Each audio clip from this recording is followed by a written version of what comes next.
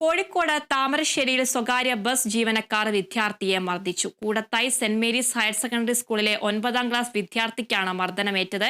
Concession card ഉണ്ടായിട്ടും conductor full ticket കൊടുക്കാൻ ശ്രമിച്ചതിനെ ചോദ്യം ചെയ്താണ് മർദ്ദനത്തിന്റെ കാരണം.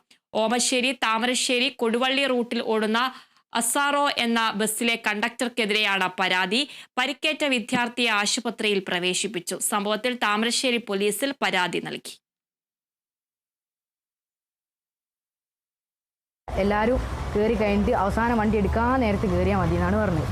അപ്പോൾ ആന്ന് പറഞ്ഞു. അപ്പോൾ ഇറങ്ങി കയറുകയാണെങ്കിൽ ടിക്കറ്റ് എടുക്കണം എന്ന് പറഞ്ഞു. അപ്പോൾ പറഞ്ഞു ഞങ്ങളെ പാസ് ഉണ്ട്, എല്ലാം ശരിയാണ്, സൈനൊക്കെ കിട്ടിയാന്ന് പറഞ്ഞു. വയസ്സായക്കാരോട് ഞങ്ങൾ എന്താ പറയുക മോശമായി പെരുമാറുന്നൊക്കെ ഞങ്ങളോട് വെറുതെ ഇല്ലാത്തൊക്കെ പറഞ്ഞ് ഞങ്ങളെ മോശമാക്കാൻ നോക്കി. പിന്നെ മൂപ്പര് കണ്ടക്ടർ തന്നെ വന്നിട്ട് അത് പറഞ്ഞതിന് ഇനി ഓവർ മെയിൻ ആവാനോ നിൽക്കണ്ടെന്ന് പറഞ്ഞ് അപ്പോൾ പിടിച്ച് അയാൾ മോന്തയ്ക്ക് കുത്തി.